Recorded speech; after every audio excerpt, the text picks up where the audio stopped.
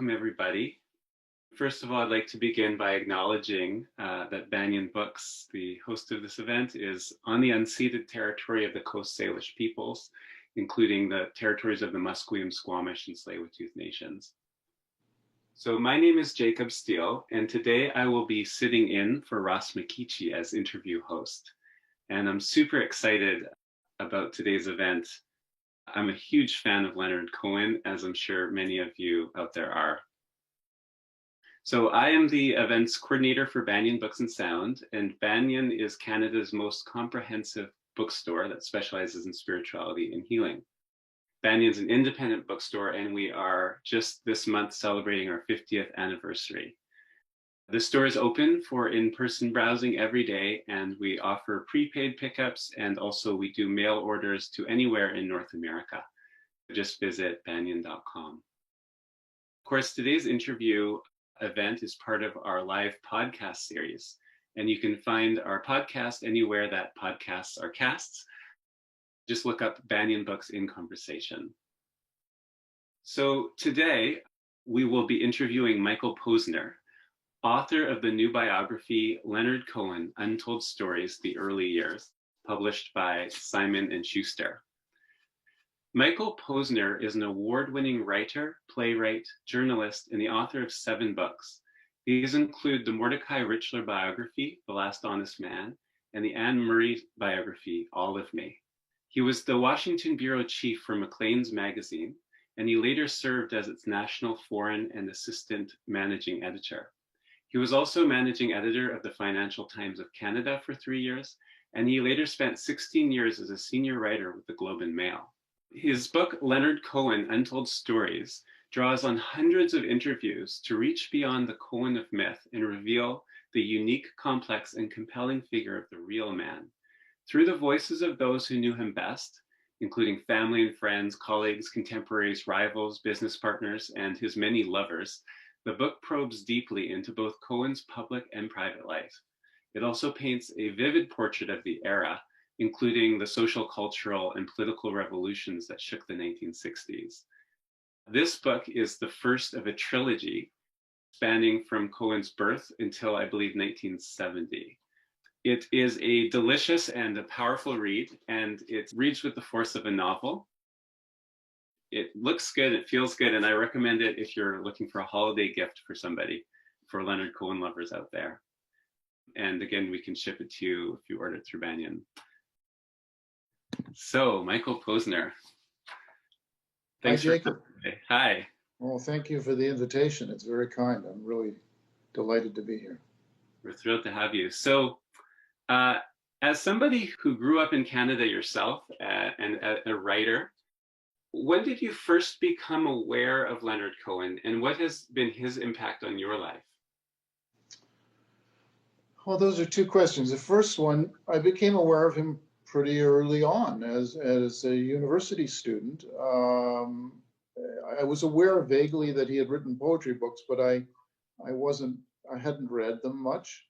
And then, when he was making the transition from poet and novelist to singer-songwriter, he came to the University of Manitoba in January 1967, and I was there, and he performed, and then they played the famous National Film Board documentary, Ladies and Gentlemen, Mr. Leonard Cohen. And so that was really the first time that he made a significant impression on me. His album had not then been released, but he was singing songs from it. And his impact on my life, you know, I'm not sure that it had a huge impact on my life. I was always aware of what he was doing and liked what he was doing. Some of his songs resonated more than others. But I would always read about him, and he was often in the news, you know, with each new album release or concert tour. So I was certainly aware of him and kind of monitored his progress a bit. So all these years later, since you saw him way back in the late 60s, you've made this book, and you must have had to interview hundreds of people. What was that process? Well, the process was really an interesting journey in its own right. It could not have been possible to have done this book 15 years ago because the internet helped me find so many people that I would not otherwise have found through Facebook or LinkedIn or Instagram or some other social media platform. So that was an enormous boost, an advantage that I had. Typically, you would find somebody who had met Leonard, knew Leonard, had a story or two, and they would say, "Oh, you know, you should talk to so and so would then refer you to two other people, and so the cast of characters, the dramatis personae, if you will, kept growing and growing kind of exponentially, so much so that, as you noted, I think I'm somewhere north of 500 interviews. I can't remember exactly. They aren't all in book one. Some of them will be in the other books as well.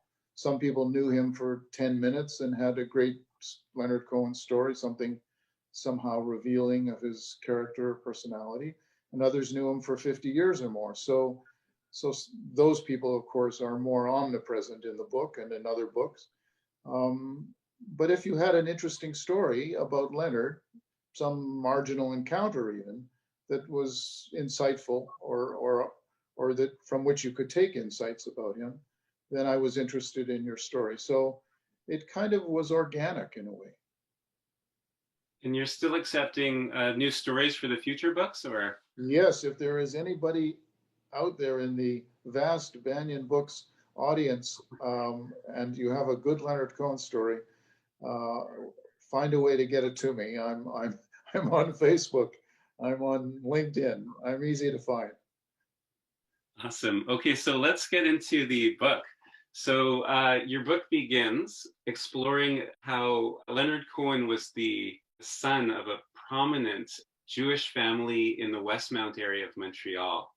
Can you speak a bit about the culture of Montreal at the time and this amazing family, the Cohen family?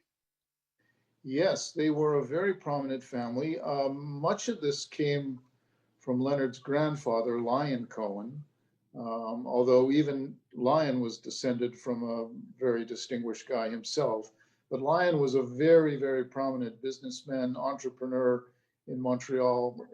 He was in the clothing business, he was in the metal foundry business. The family built ships that dredged the St. Lawrence River in the 1930s. He had his finger on, you couldn't find a Jewish institution of any kind in Montreal that Lion Cohen was not associated with. They occupied they were founders and builders of the shul that Leonard attended as a child. They occupied 3 rows. This is at a time when it was customary to wear on high holidays at least high hats. You know, you dress up and wear a high hat. They were, as somebody describes them in the book, Jewish royalty in Montreal. And so all the weight of that descended on Leonard Cohen. And the weight of it descended even more forcefully after his father dies prematurely in 1944 when Leonard is still just 9 years old. And Leonard finds himself with his mother, a kind of overbearing Jewish mother in some respects, and an older sister, Esther, and he is at 9 the man of the house. And with an expectation that is placed upon him early and often that he will enter the family business and honor the Cohen family name by taking over one or more of the businesses. So a very interesting background. Yeah, there was a quote from the book that I liked about his relationship with his mother. Oh, there it is. Linda Clark in one of the interviews says, I don't think he ever takes the key out from under his mother's pillow. And she's referring to, it's a reference to Robert Bly's book, Iron John, the idea that only by retrieving the key can young men escape maternal bonds and achieve individuation and full actualization. Yeah, so Linda was or is a student of Carl Jung, and that is a Jungian concept, I gather. I don't know that much about it myself, but I understand it is. And so she makes a very interesting point, which is perhaps worthy of further exploration at some point by other biographers. But to what extent was Leonard Cohen able to individuate himself and distance himself emotionally from his mother's embrace. And it raises the question, was his inability to ever make a formal commitment to any woman for any length of time, does it derive from that inability? So yeah, it's an interesting quote. You put your finger on it. And you mentioned that his father died when he was around 10 or 11. Is that right? 9. 9. Wow, that's very, very sad. And his father was a military man, correct? His father had, and his uncle and another cousin, I think, had served in the First World War. His father had been injured in the war, and those injuries continued to plague him through after the war, through his business life, his adult life, and undoubtedly contributed to his early passing, of which he kind of had a premonition. Um, but he was a military man, and Leonard was quite impressed by that, and said on more than one occasion that had his father lived, he probably would have been sent to study at the Royal Military College in Kingston and been a military man himself of some kind.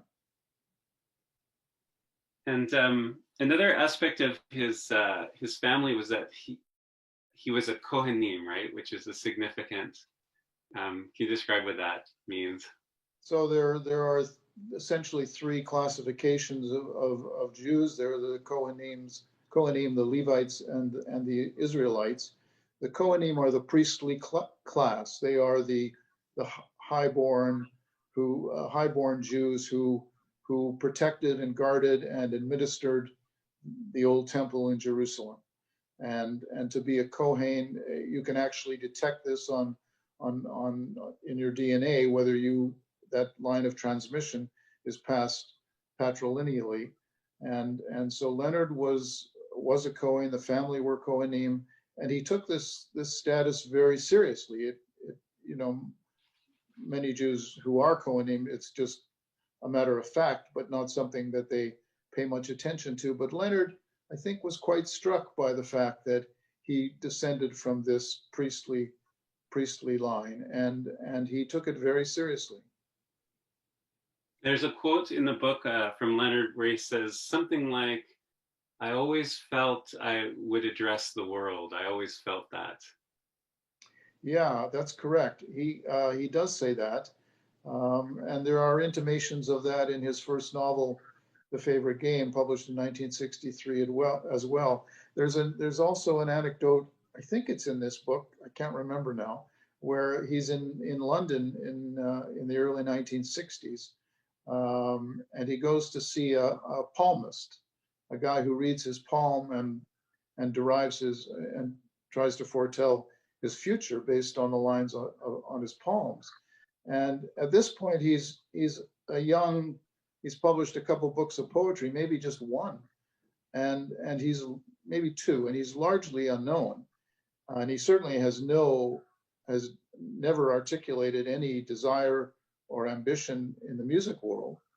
And the guy says to him, "I see you standing before tens of thousands of people as a performer."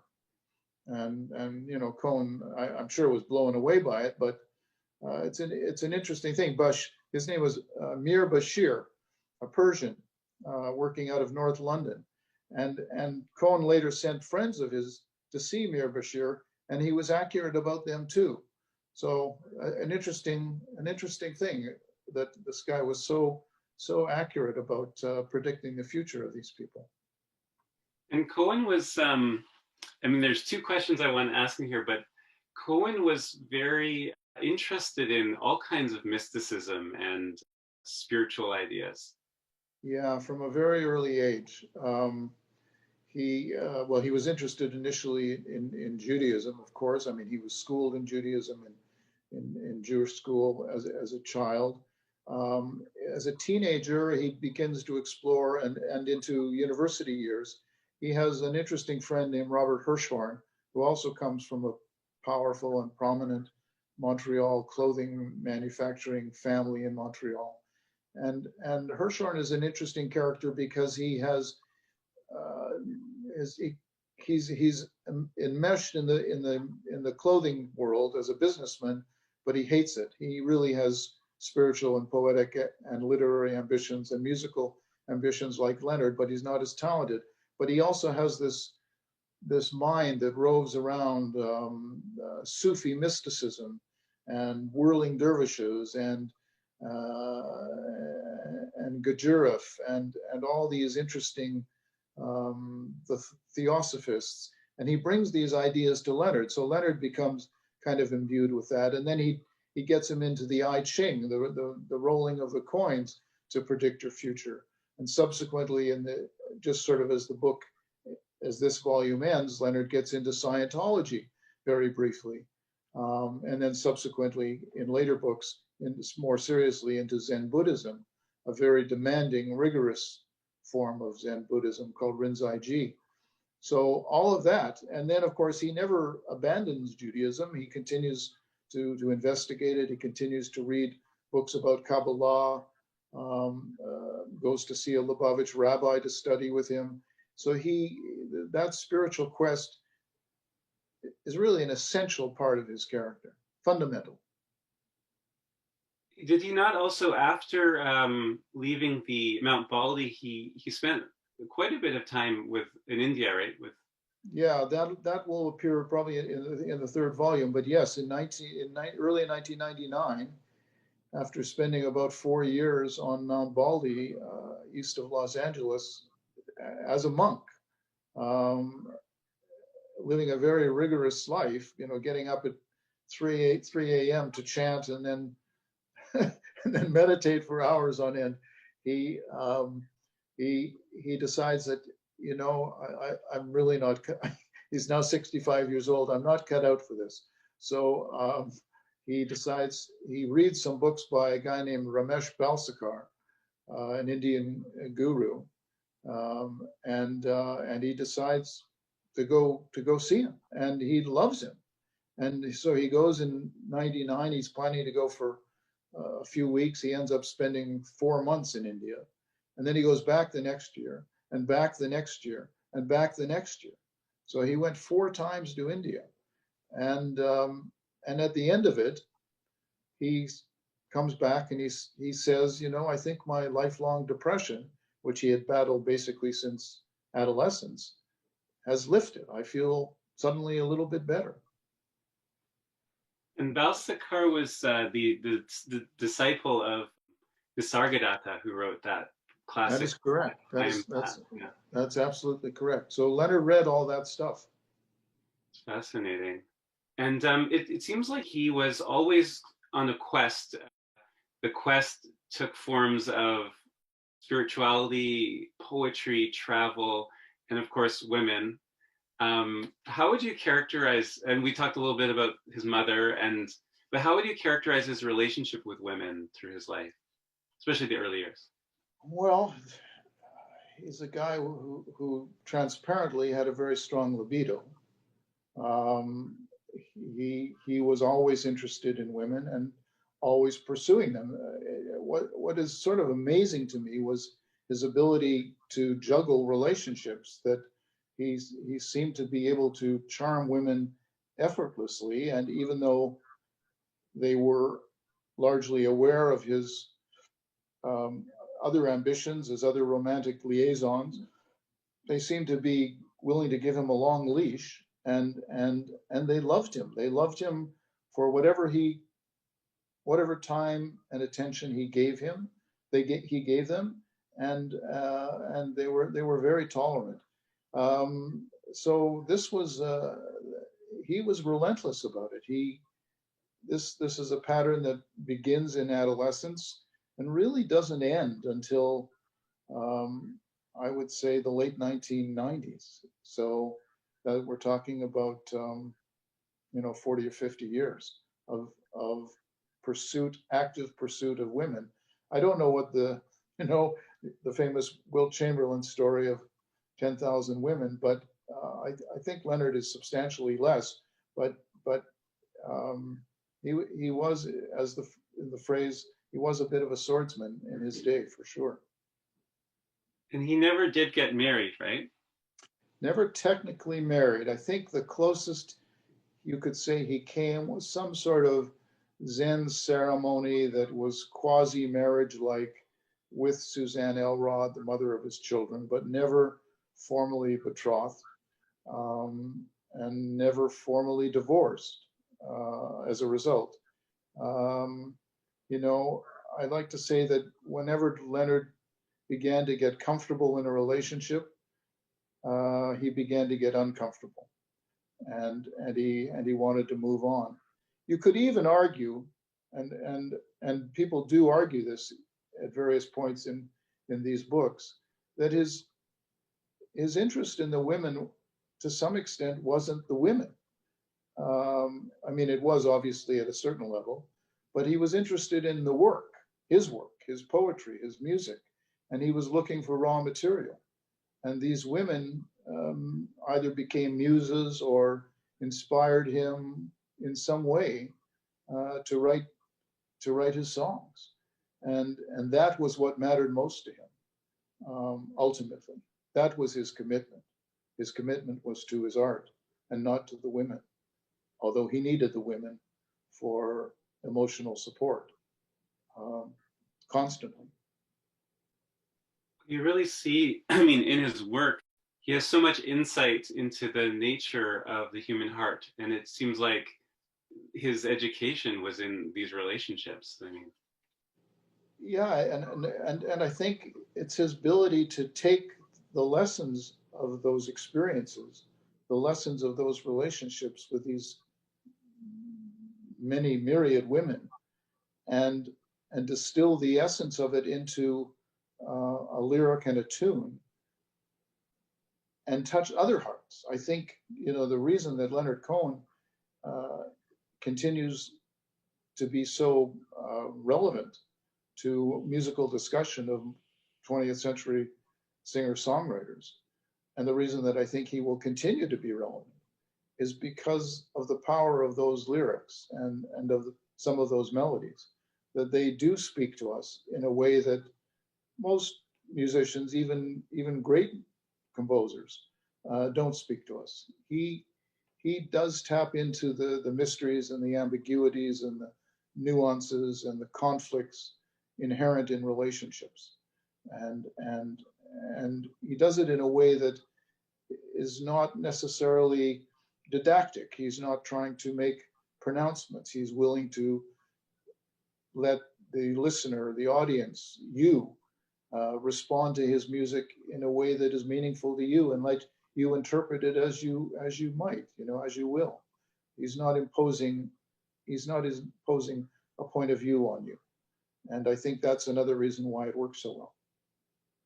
and that actually seems like one of his, because the next question I was thinking to ask, which is connected with this, is his extraordinary charisma. I mean, I would say probably every single person in the book describes, like they'll use the word charisma, or they'll describe it, and it was men and women. He was like a magnet to people, and he wasn't like a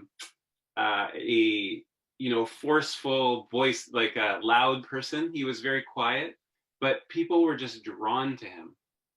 Absolutely. There's a stillness at the heart of Leonard Cohen.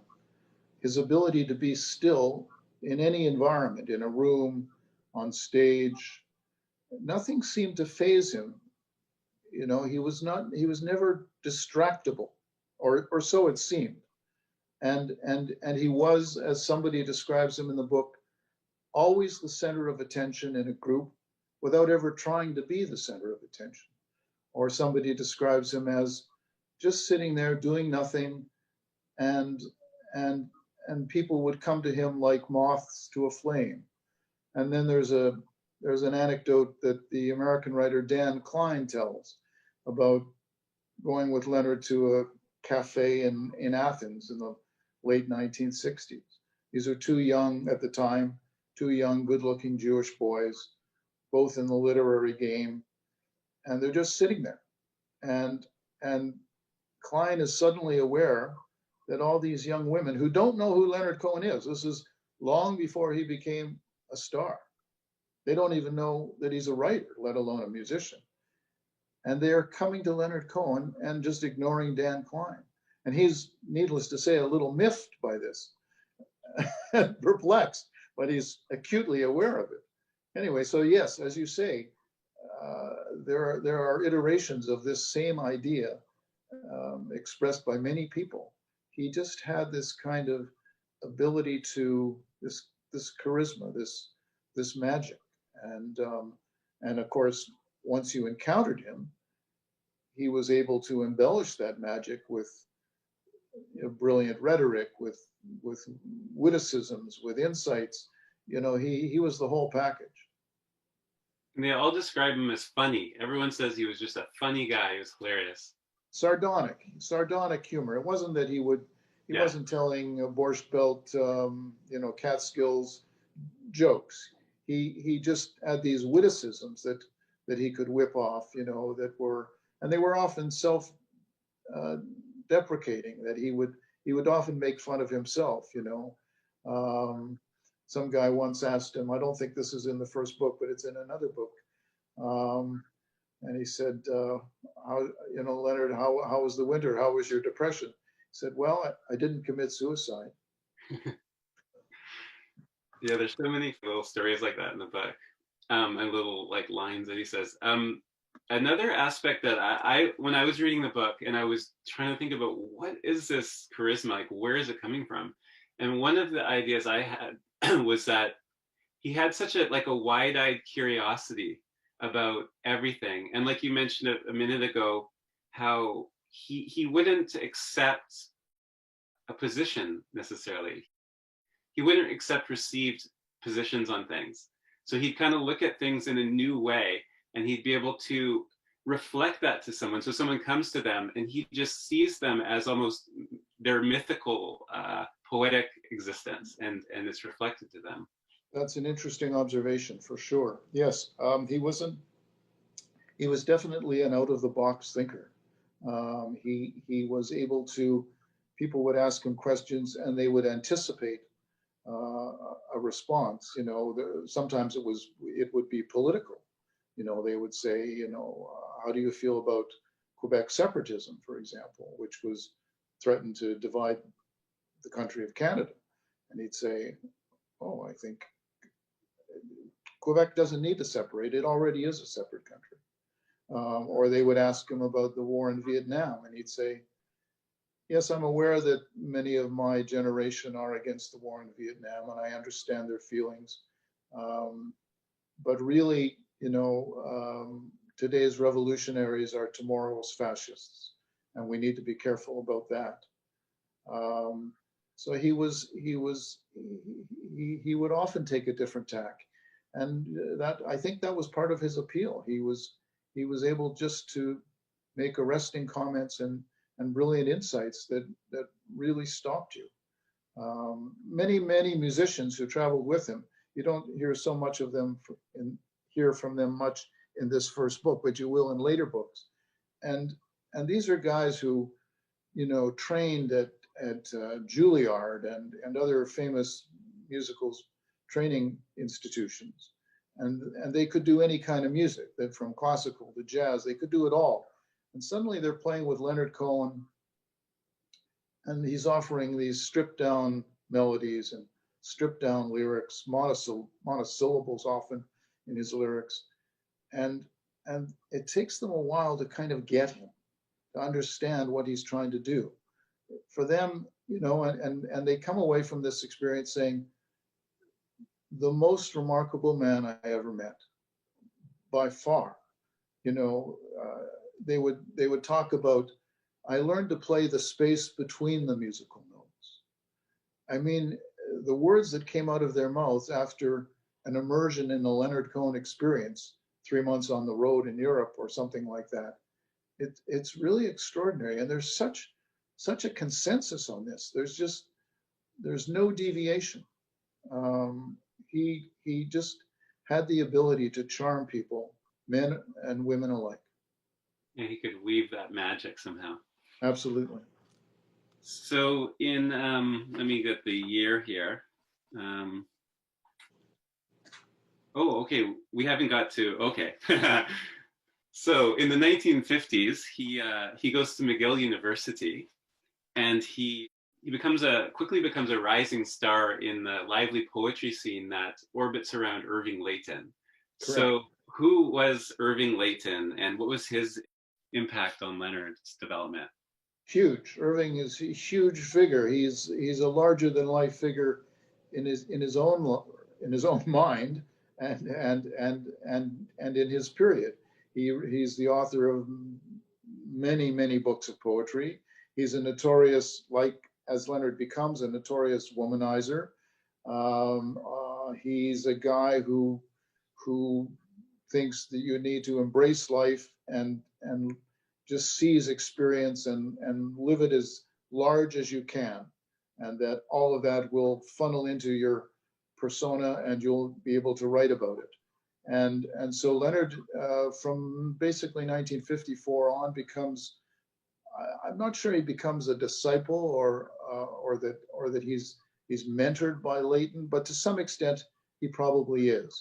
And they spend hours upon hours studying poetry together, cracking, as Leighton used to say, let's pull down a book and crack open a poem, Leonard, and they would dissect it line by line. And so these are very much. He spent a lot of time and had a lifelong admiration for Irving Layton. Um, but I think the influence goes beyond the poetry. I think it goes to how to live your life. You know, there's a famous line that Leighton used to say to Leonard, now Leonard, make sure you do the wrong thing. And, and according to Irving's uh, partner at the time, Aviva, Leonard made sure he did do the wrong Right. thing. Um, okay, so then in 1960, with the help of actually, one of the interesting things about the book was to see how these organizations like the Canada Council for the Arts and National Film Board, these were all very young organizations. And I got a flavor of kind of, we think of them now as these major institutions, but at the time they were kind of more just happening. And anyway, so with a bit of money from the Canada Council for the Arts, Cohen manages to get to Idra, the island in Greece, and there he meets Marianne Ealing, who became the inspiration for the songs "So Long, Marianne," "Bird on a Wire," and "Hey, That's No Way to Say Goodbye." Um, so first of all, can you describe the culture of this island of Idra and also his relationship with Marianne? So there's two cultures on Idra. There's the Greek native culture that are um, largely impoverished fishermen, craftsmen, restaurant owners, what have you. In 1960, when Leonard arrives, it's a very small, largely undiscovered place. But even in the mid 50s, it had been discovered by William Burroughs and other British writers and Australian writers. And so when Leonard arrives, there is already a kind of expatriate community of artists and writers, mainly, to which he is invited into the embrace of, and quickly becomes part of. And Marianne Illin has, in the spring of 1960, has just separated from her husband, who is a Norwegian novelist himself, and a young Norwegian, quite successful at the time. And she has this young child, Axel Jr. And Leonard is quite taken with her, and she in turn is quite taken with him. And basically by May, June of 1960, they are cohabiting together, and they cohabit together on and off. And there's a lot of off periods during this decade, but they cohabit together on and off through, I would say, 1968, by which time Leonard has decisively moved on, definitively moved on. And during that period, of course, he's connected with many other women, and she, in turn, during his many absences, is connected with many men and sometimes women. So fidelity was not a strong feature of life in this expatriate community of of Idra, and there was, in addition to the infidelities, a lot of alcoholism, a lot of drug taking, and subsequently a lot of suicides, an extraordinary high percentage of suicide. It it it it has this aura of, you know, the great romantic idyll, where the writer is writing away and writing his poetry and creating his songs and living this wonderful sybaritic life, pastoral life, and the reality was actually quite different. There was a lot of unhappiness, a lot of anxiety, a lot of drug taking, and a lot of lives lost or ruined on the back of that idyll.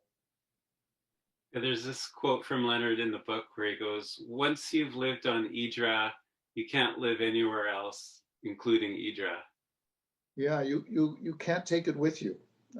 It's whatever you have on Idra.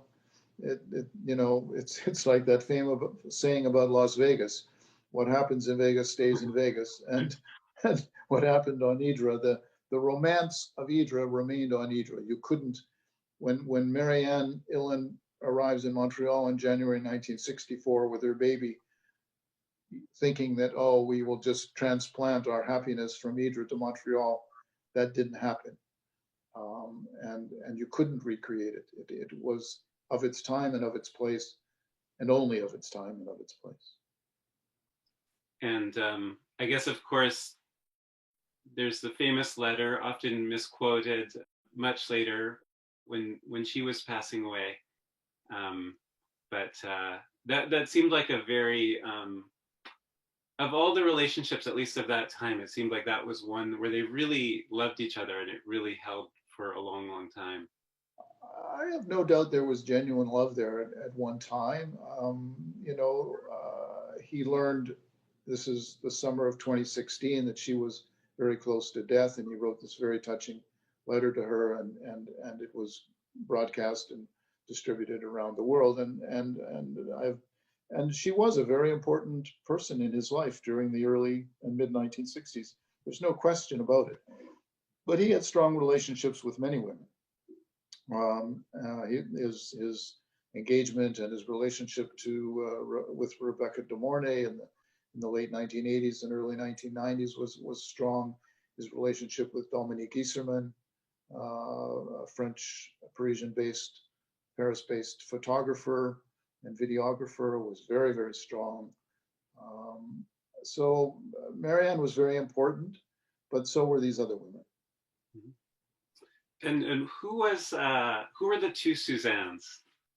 The two Suzannes are the Suzanne who inspired the song, Suzanne who played at the top, Suzanne Verdal. She was at the time a partner of a French francophone sculptor, Armand Vaillancourt. I think they might have separated. There's some ambiguity about that relationship, as there were about many relationships at the time.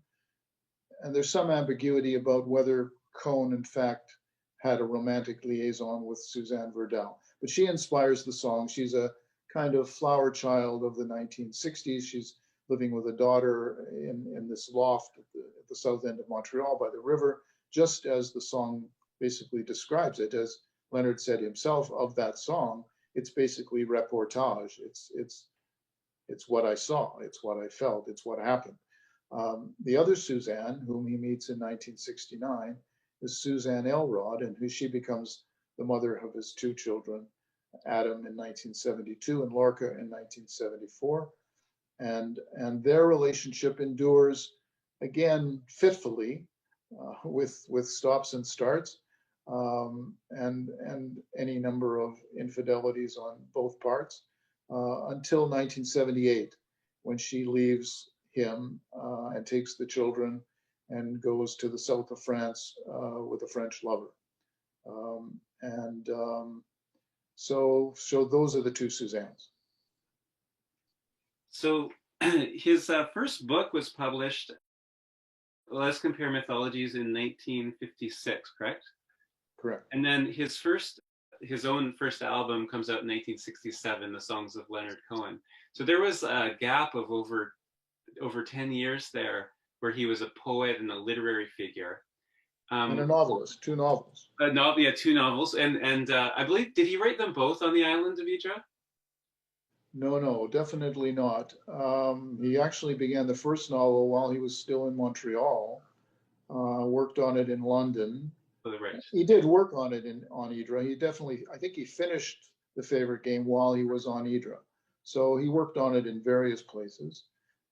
Beautiful Losers, which was published in 1960, he spent the better part of 64 and 65 on Hydra finishing that novel. Although it too probably begins earlier and might have begun in Montreal. Um, so yeah, those are the two novels. Right. So he's a very respected. He's not making a lot of money at it because it's hard to make money in that, but he was very respected, and he'd give these poetry readings, and people would just be in awe. But he makes this transition to becoming a songwriter. What inspired that or motivated that?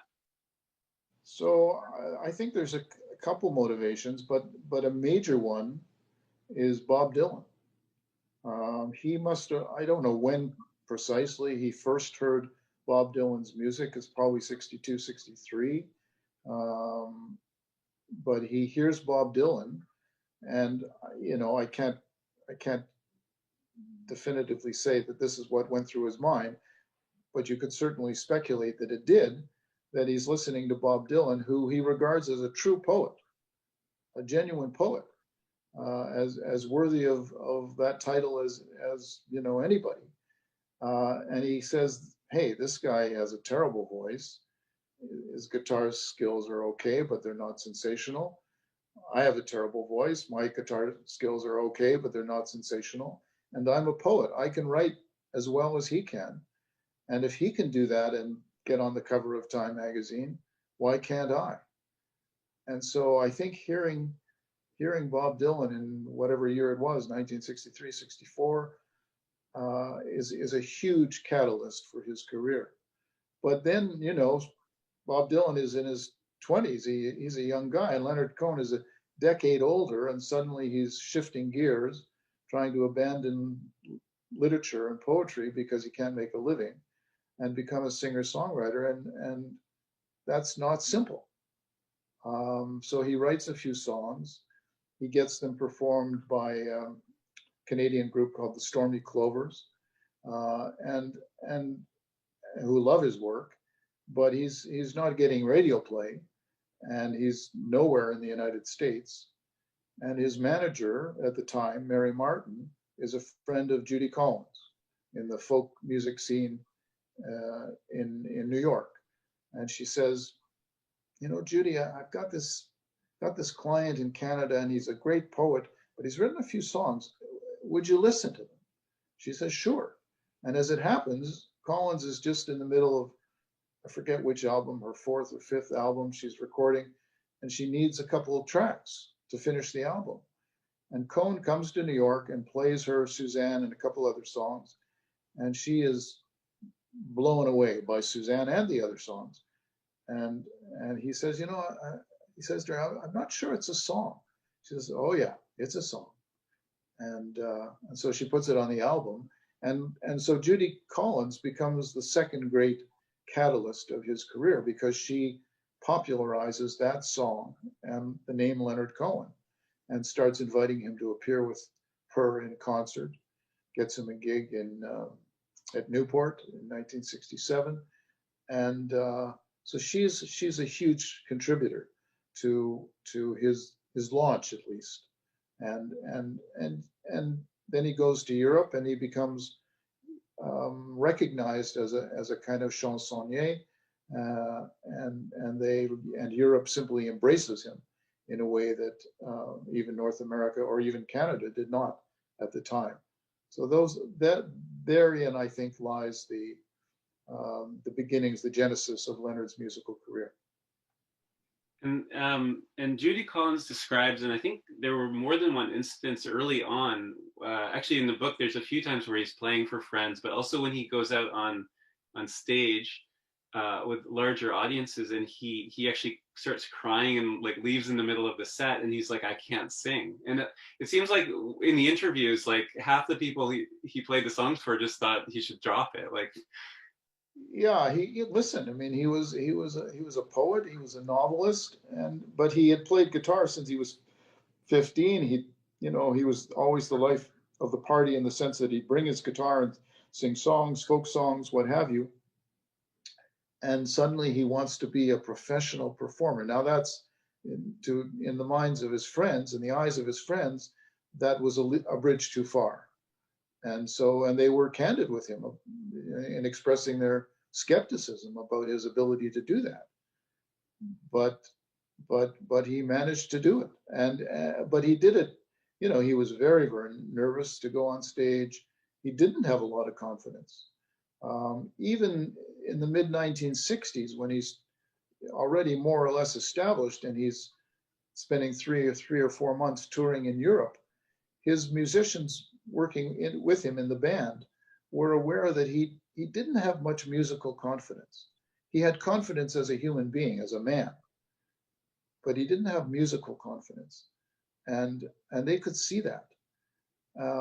So that took a long time to develop and mature in him. He was very trepidatious at the beginning. and there was that I think Judy describes like a kind of vulnerability, and it reminded me a little bit of Bob Dylan's connection with Joan Baez. Not that that was very complicated and messy. It was a very nice, easy relationship with Judy Collins, but the way that she was this bigger star who kind of saw the vulnerability and the talent and sort of brought him to the bigger audience.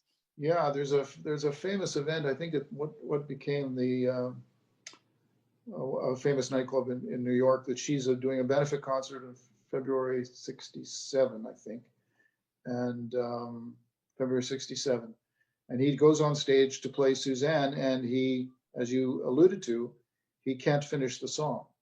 He kind of breaks down, and he walks off the stage, and she says to him, "You got to go out there and finish it." He says, "I can't."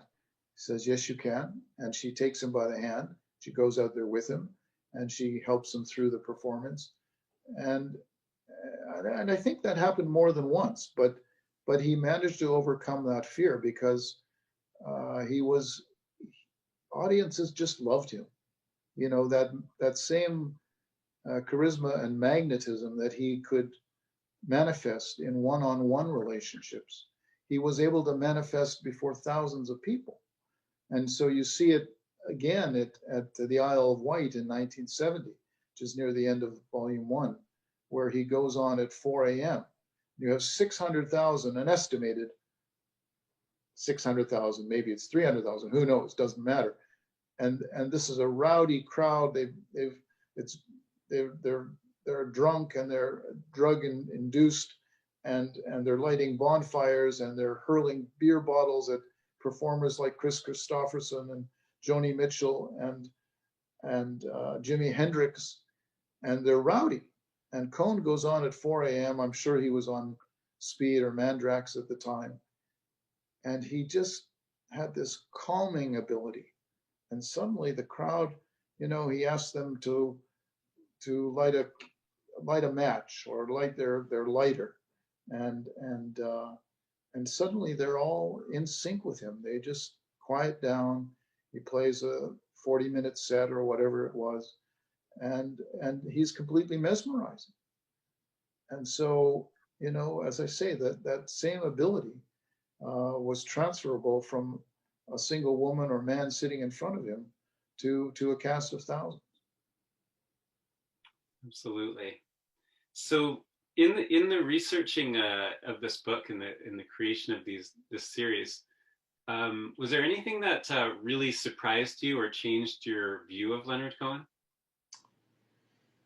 I don't know that so much surprised me. I was struck by his, as I mentioned earlier, his ability to juggle simultaneous sexual relationships with women. Uh, it's jaw dropping on occasion, and I was struck by his his work ethic. I mean, there are times when you think he's doing nothing but seducing women, but but he did produce a lot of work, and he was meticulous about that work. You know, we talked about the 80 different versions of 80 different verses of Hallelujah, and then there's hundreds and hundreds of hours spent on the translation of the Lorca poem "Take This Waltz" that he records in the 1980s. Um, he would work at it, and then he'd put it aside, and he'd come back and he'd see that he wasn't happy with it, and he'd keep working at it. So the work ethic, I don't know if I call it surprising, but I certainly was forcefully struck by how seriously he took his craft. Yeah, somebody said that there's a line in the book. I think it's Barry Wexler, says he spoke the way that he dressed. You know, that meticulousness, always from the beginning. You know, he wore the suits like from the Friedman Company or whatever, from his family style. Yeah, everything was of a piece with Leonard. The costume he wore, the simplicity of his language, the simplicity of his poetry, the Spartanness of the homes that he lived in. You know, he was content with a kitchen table, and there was no art on the wall. There were very few. You know, even when he made money, he wasn't spending it on material acquisitions of any kind. No art, no fancy cars. He wanted to contain everything, and so in a way, when he goes to Mount Baldy in the 1990s and lives as a monk, you know, in a certain way, it's not different than the life he was already living. All he needed was a good light and a good table and a pad of paper, and he was a happy camper. It's an interesting transition because he had grown up essentially in the lap of some luxury with a family that had a nanny and a chauffeur at one time, and the accoutrements of affluence and wealth in Westmount. And he kind of rejects that, you know, at a time when Jews in Montreal who had grown up on the plateau, the poor part of Montreal, were aspiring to get into Outremont and Westmount. Leonard Cohen, who grew up in Westmount, ends up buying this rundown cottage, really a shack, you know, on Saint Dominique Street, a block east of the main, and living a very, very simple life. So I'm going to get to the audience questions. I'm going to remind everybody, you can put your questions into the Q&A. There's a tab at the bottom, and anything you ever wanted to ask about Leonard Cohen but were afraid to ask, this is the guy. He's really studied up. So, okay, let's get to questions. So Dennis asks, from your research, how well does the Marianne and Leonard Words of Love film capture their relationship?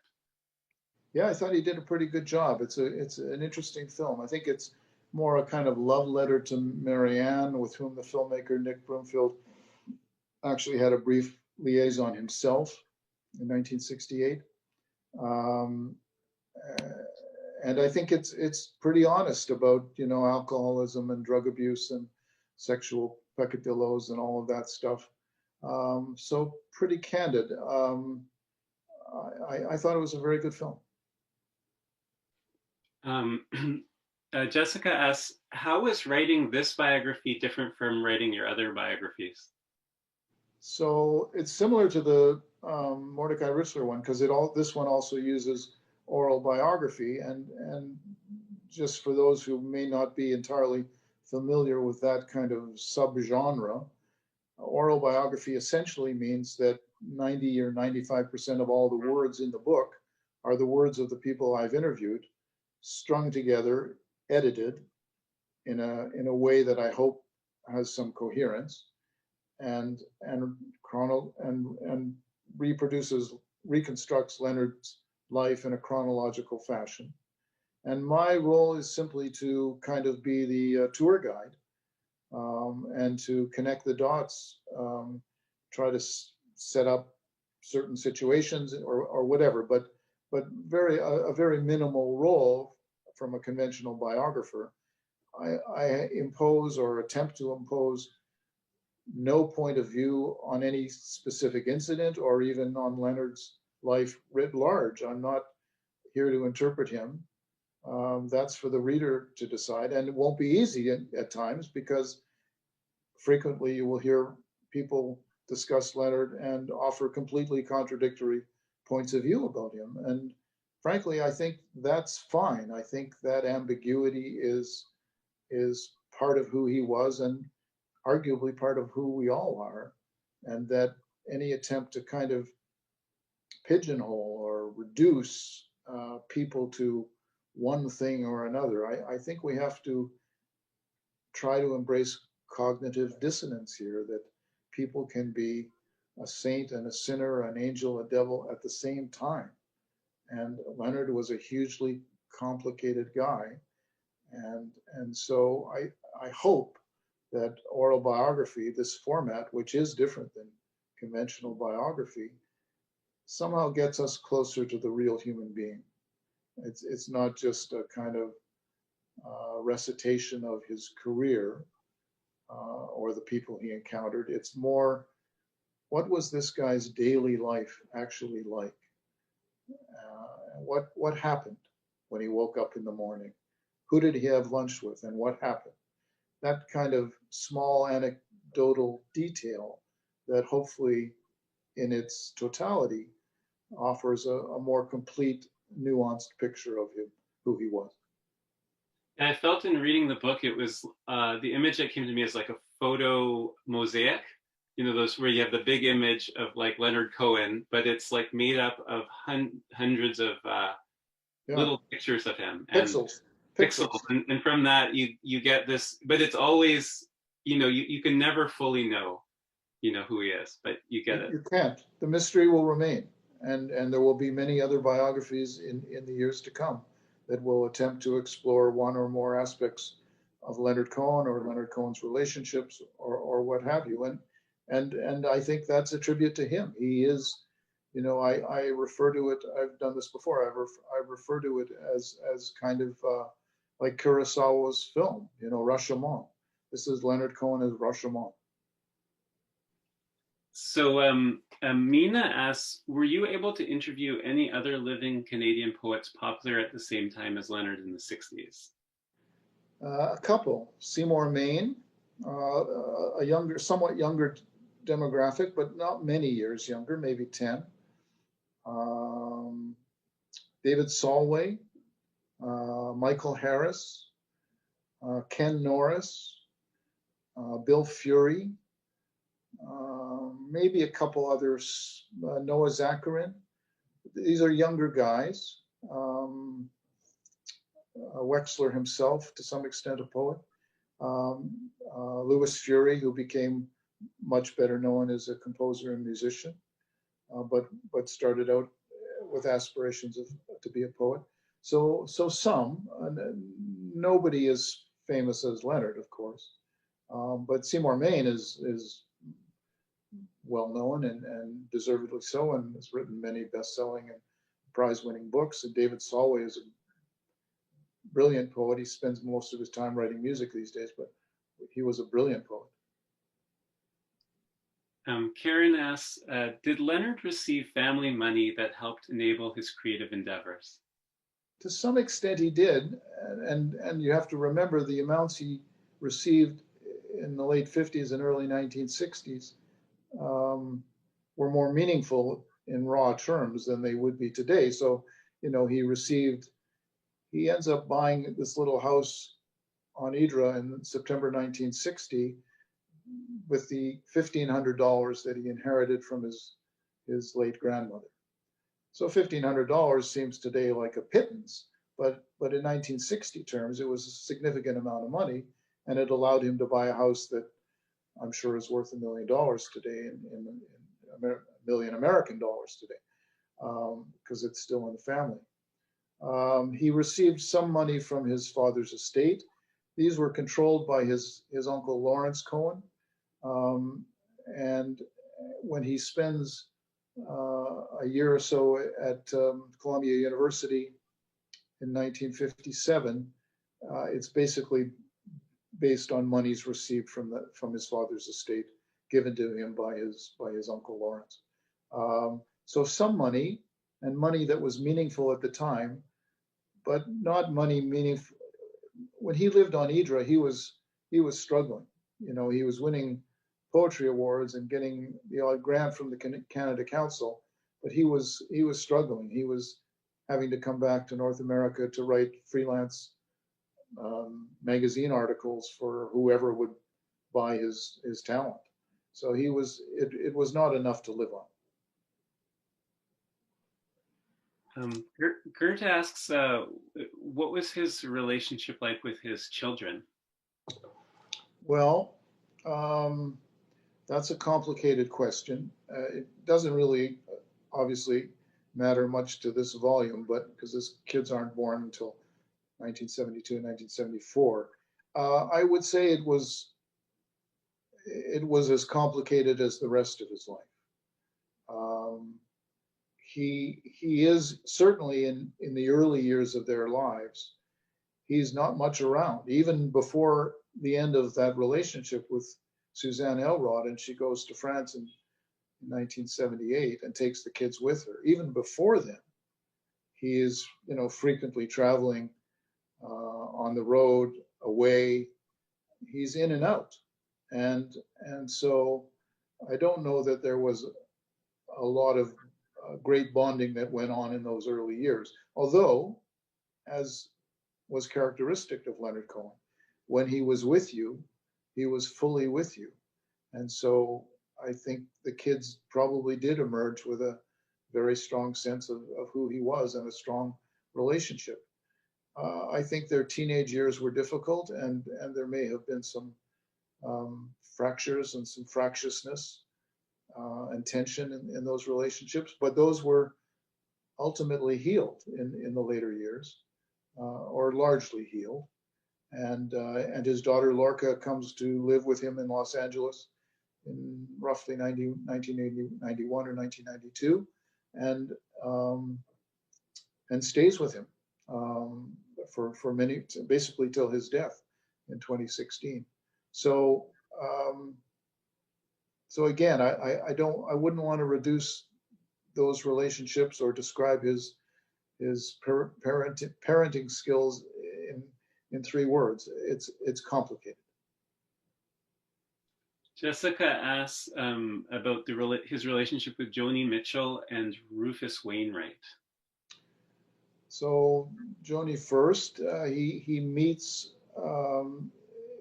early in 67. I think he meets her at Newport Folk Festival in 1967, and they begin a relationship that spans maybe the better part of a year. He spends some time living with her in her home in Los Angeles. It's a relationship that has, even then, its ups and downs. She writes a few songs that kind of describe that relationship, not always in the most flattering terms to him. She's acutely aware of his infidelities and probably not happy about it. She essentially quotes his mother in one of her songs as saying, I'm paraphrasing, these aren't the exact lyrics, you know, be with him, love him if you must, but be prepared to bleed. Right. Which I imagine that is a line that Masha Cohen might well have said about Leonard. Right. And they remain kind of friendly, certainly respectful of each other's work in subsequent years. They see each other occasionally, not particularly close, I don't think, but respectful and friendly and warm and appreciative of each other. And three songs might have been about him, right? From Joni? Three that I'm aware of, maybe even others. What was the second part of that question? Rufus Wainwright. Rufus. So Rufus comes into his life in Montreal when he's probably in the 1980s. She's a good friend of his daughter Lorca's, and they're childhood friends and remain friends, so much so that when Lorca decides to have her first child, she asks Rufus to be the sperm donor. So Rufus, it would be wrong to call him a friend of Leonard Cohen, but he would certainly have been in his company many, many times and would have some insights about him, and certainly a huge regard for his musical talent. Rufus himself is, as you know, a bit of a genius, musical genius. So they would certainly have bonded as artists together. Uh, Fran asks, did Leonard experience anti-Semitism, and if so, how did he respond? Yeah, there's no doubt that he did. There's a long sort of event or incident that occurs that I'm sure is based in reality. Um, I mean, Jews in Montreal who were so entrepreneurial and so controlled the Montreal clothing business and the factories in which mostly francophones were employed were certainly conscious of anti-Semitism from the factory workers. He would have heard these stories from his uncles and his father, perhaps. But the incident that I'm alluding to in the novel is he goes to a nightclub with his friend and they have a kind of encounter with some francophone youths that has an anti-Semitic dimension. More profoundly, the early kind of support and sympathy that he articulated for the independence movement in Quebec, he kind of changed tone on that in later years because he began to see that these young French men and women that he had been so close to in the early years, at a time when French and English artists and sculptors and painters and filmmakers and poets mixed and drank and made love together, that begins to end with the independence movement, and he hears the rhetoric of a kind of anti-Semitic rhetoric coming out of that movement, and he doesn't like it.